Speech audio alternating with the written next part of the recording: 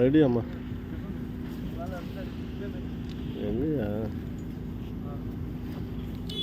பின்னாடியே போங்க. 5 கோடி ரூபா பணம் தரணும் ஒரு இடத்துக்கு கூட்டு போறான்.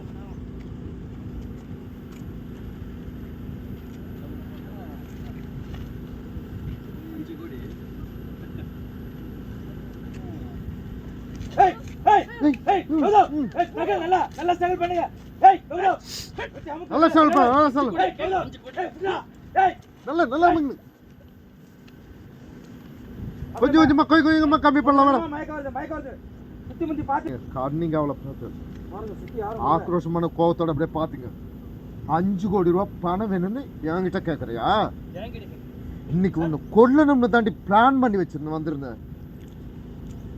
அடுத்து நீ என்ன கதிக்கு ஆளாக போறன்னு பாரு.